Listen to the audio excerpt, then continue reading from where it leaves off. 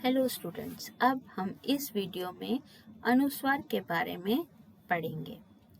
अनुस्वार। Last video में हमने अनुस्वार की परिभाषा के बारे में देखा था। वह नासिकीय ध्वनि जो जिस वर्ण के ऊपर लिखा जाता है उसके तुरंत बाद बोला जाता है और उच्चारित करते समय हवा नाक से निकलती है, उसे अनुस्वार कहते हैं। अनुस्वार को शिरोरेखा के ऊपर एक बिंदु के रूप में दर्शाया जाता है। इसका लिपि चिन्ह है बिंदु। शिरोरेखा के ऊपर बिंदु। वास्तव में अनुस्वार का प्रयोग शब्द के आरंभ में न आकर मध्य या अंत में होता है। उच्चारण की दृष्टि से अनुस्वार के विभिन्न रूप होते हैं, परंतु लेखन में इसे वर्ण पर लगने वाले बिंदु के द्वारा ही प्रकट किया जाता है। अब हम हिंदी वर्णमाला में स्वरों के पश्चात दो अयोगवह आते हैं। स्वरों के पश्चात दो अयोगवह आते हैं, घ और अह।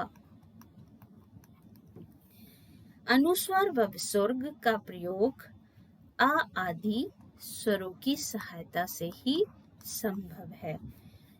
जैसे हम देखेंगे संताप, उदाहरण के तौर पे देखते हैं संताप। अब यहाँ पर स प्लस अंघ प्लस त आ प, तो हमने ये जो अनुस्वार था ये अंघ की ध्वनि के द्वारा ही हम इसको उच्चारित कर सकते हैं। नेक्स्ट अब हम देखेंगे अनुस्वार के लेखन के नियम। अनुस्वार का लिखने का प्रथम नियम है पंचम अक्षर का नियम। जब किसी वर्ण से पहले अपने ही वर्ग का पांचवा वर्ण आए तो उसके स्थान पर अनुस्वार का प्रयोग होता है। अब जैसे यह है गंगा, उदाहरण के लिए गंगा, गंगा। यहाँ पर ये जो अनुस्वार है ये किसका रूप है? ये ग जो है ये क वर्ग का है और ये अनुस्वार जो है उसका पांचवा अक्षर है, पांचवा वर्ण है, ये बिंदु। अब इसको समझने के लिए हम देखेंगे, हम पहला पंक्ति है हमारी क वर्ग, क ख ग घ न च छ ज झ न य च वर्ग, ट ठ ड ढ ण ता वर्ग, त थ द ध न ता वर्ग, प फ ब भ म प वर्ग। तो ये जो वर्ग है क वर्ग का पांचवा अक्षर है क ख ग घ न, क ख ग घ न। च वर्ग का च छ ज झ ञ, ट वर्ग का ट ठ ड ढ ण, ता वर्ग का त थ द ध न, पा वर्ग का प फ ब भ म। ये इनके जो पांचवें अक्षर हैं, अगर किसी इस पांचवें अक्षर के बाद कोई उन्हीं के इसी वर्ग का अगर पांचवा वर्ण आए, को उसी वर्ग का वर्ण आए तो वो पांचवा अक्षर अनुस्वार के रूप में परिवर्तित हो जाता है। इसीलिए उदाहरण के तौर पे देखिए गंगा, गंगा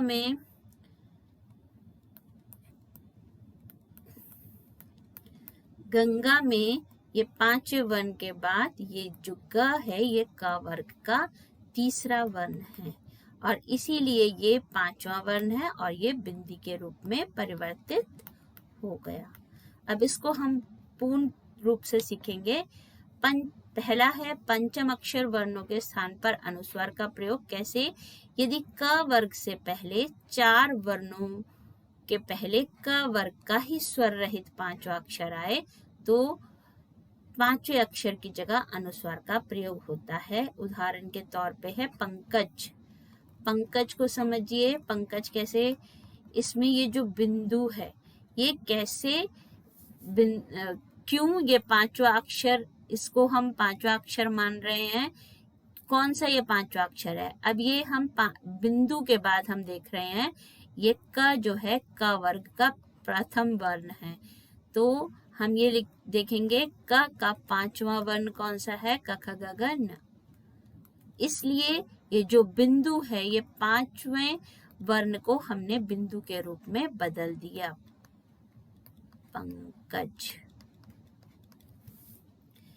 ऐसे ही गंगा, ऐसे ही कंघा, ये सब इनके अक्षरों के बाद जो पांचवा वर्ण था, पांचवें वर्ण को हमने बिंदु के रूप में, अनुस्वार के रूप में बदल दिया। नेक्स्ट है च वर्ग। च वर्ग के पहले चार वर्णों के साथ अगर उसी वर्ग का स्वर रहित पांचवा वर्ण पंचम अक्षर आता है तो उसकी जगह पर अनुस्वार का प्रयोग होगा। जैसे देखिए चंचल, चंचल। अब ये बिंदु के बाद जो वर्ण है वो च वर्ग का है, तो च वर्ग का पांचवा वर्ण है इया, तो यहाँ पर ये लिखा जाएगा च, चंचल। ऐसे ही नेक्स्ट है ट वर्ग। ट वर्ग के पहले चार वर्णों के साथ ट वर्ग का ही स्वर रहित पांचवा अक्षर न आता है तो पांचवें अक्षर की जगह अनुस्वार का उपयोग करते हैं। जैसे देखिए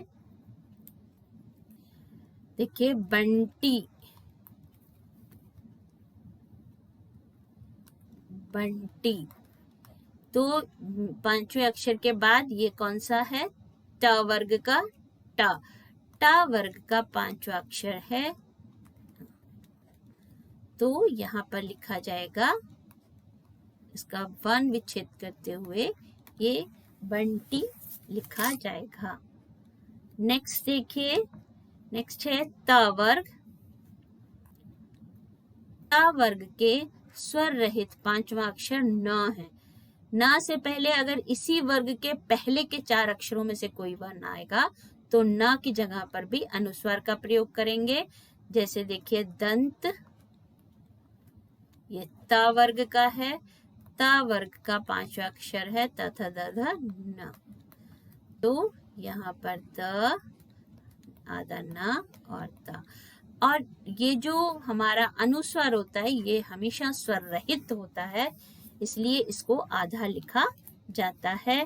नेक्स्ट है हमारा प वर्ग के पहले के चार अक्षरों के साथ यदि इसी वर्ग का पांचवा अक्षर आए म, तो उसकी जगह पर अनुस्वार का प्रयोग होगा। जैसे है भूकंप, भूकंप।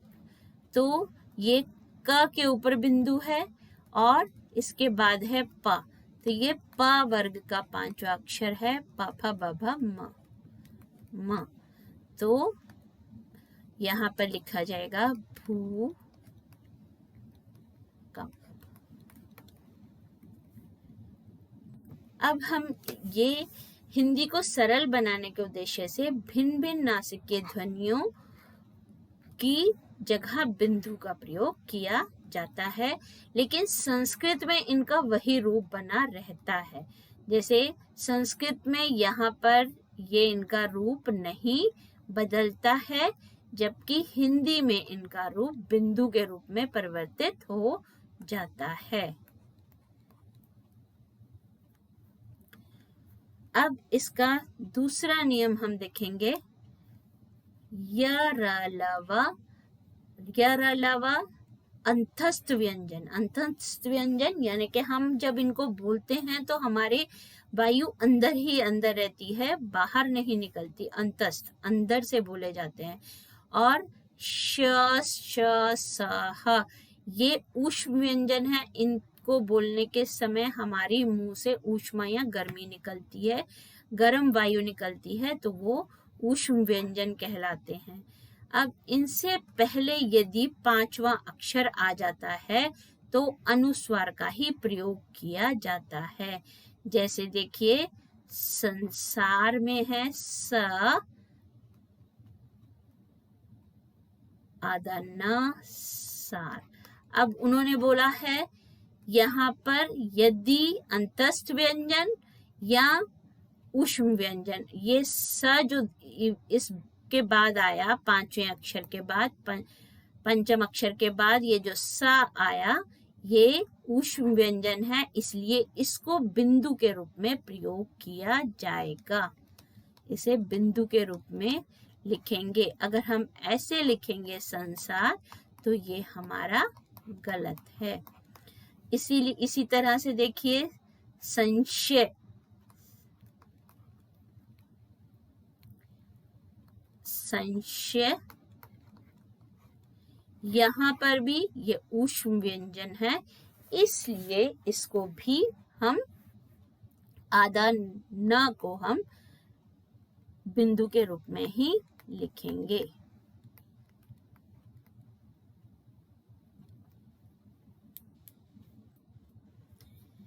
नेक्स्ट देखिए, तीसरा नियम, जिस वर्ण पर अनुस्वार लगा होता है उसका अगला व्यंजन श स में से कोई होगा तो अनुस्वार अनुस्वार ही बना रहता है, वह किसी भी आधे व्यंजन में परिवर्तित नहीं होता। जैसे वंश, हंस, कंस, मुंशी, ये अभी हमने देखा। अब इसी तरह से जब किसी शब्द में सम उपसर्ग जोड़ा जाता है तो अनुस्वार का प्रयोग बिंदु के रूप में किया जाता है। मतलब यदि अंतस व्यंजन यरलवा और उष्म व्यंजन ये आए तो निश्चित रूप से स्वर रहित माँ के स्थान पर अनुस्वार ही आएगा। यही हमने उसमें पढ़ा है।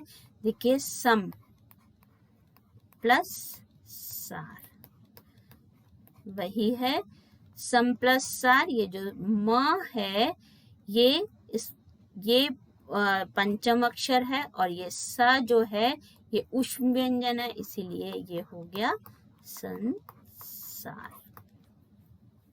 यानी कि सम उपसर्ग अगर होगा तो वहां पर हमेशा बिंदु ही प्रयोग किया जाएगा। अब है संरक्षा,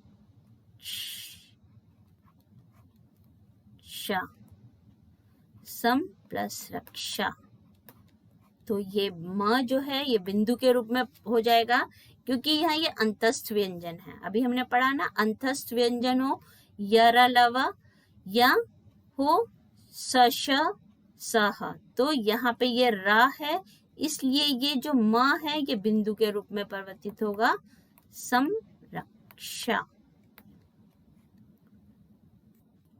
अब हम एक उदाहरण य का देखते हैं, सम प्लस यंत्र,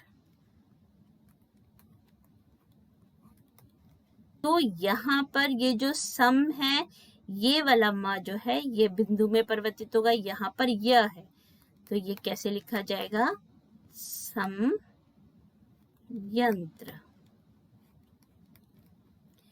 नेक्स्ट है समलाप, ये यरलवः यानी कि ये अंतस्थ व्यंजन का ल यहाँ पर है, तो ये सम लाप। नेक्स्ट हम देख रहे हैं अनुस्वार का निषेध, यानी कि कहाँ कहाँ पर हम यहाँ तो हम अनुस्वार बना रहे थे, अनुस्वार उनको में परिवर्तित कर रहे थे, लेकिन कुछ ऐसे शब्द हैं जहां पर हम अनुस्वार का प्रयोग नहीं करेंगे। यहाँ पर हम देखेंगे अनुस्वार का निषेध कहाँ कहाँ पर है। अंग्रेजी उर्दू भाषा से आए ग्रहण किए हुए विदेशी शब्दों में आधे वर्ण या अनुस्वार के बदले नासिक व्यंजन को पूरा लिखा जाता है। जैसे देखिए तनख्वाह, कमसिन, यहाँ पर ये इनको पूरा लिखा गया है, ना को और मा को। नंबर 2, यदि स्वर रहित पंचम अक्षर, स्वर रहित यानी कि उसमें स्वर नहीं है, य व ह से पहले आता है तो अनुस्वार का प्रयोग नहीं होता है, स्वर रहित पंचम अक्षर ही आता है। जैसे अब देखिए पुण्य, पुण्य यानी कि यहाँ पर जो ये ण है ये स्वर रहित है, आधा है, और यहाँ पर य से पहले आया है तो इसको हम ऐसे ही लिखेंगे। इसको य से के बाद, इसके बाद य आया है, इसको हम बिंदु के रूप में परिवर्तित नहीं कर सकते, ये ऐसे ही लिखा जाएगा।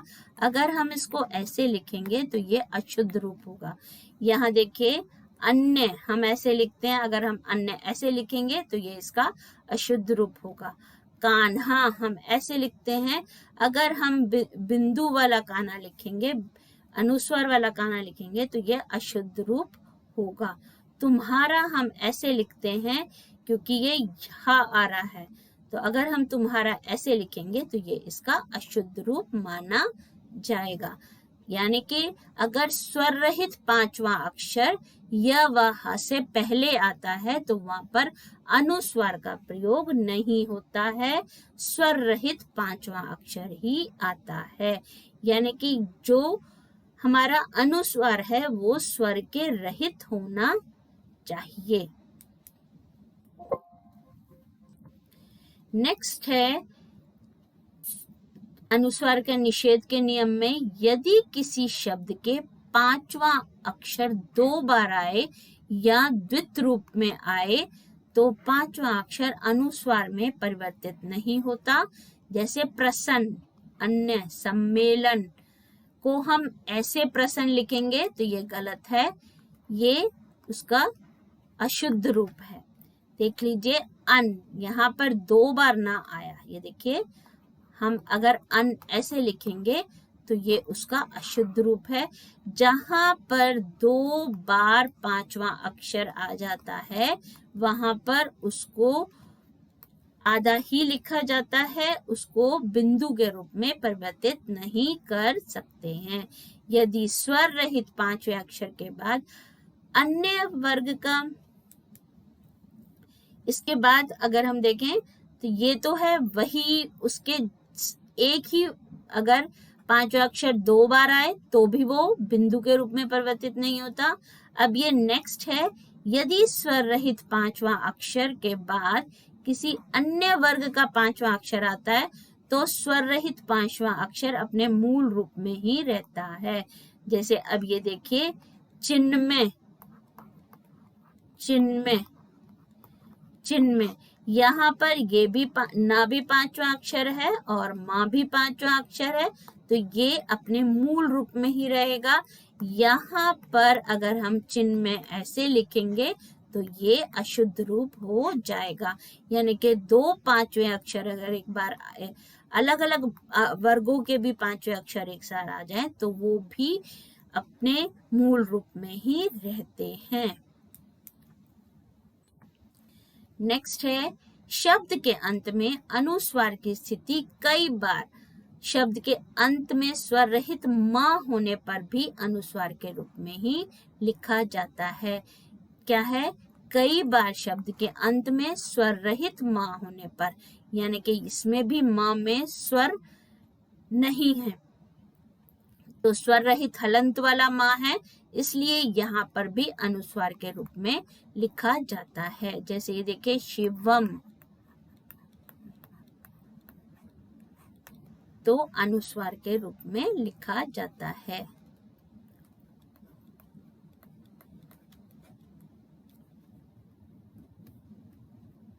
अहम,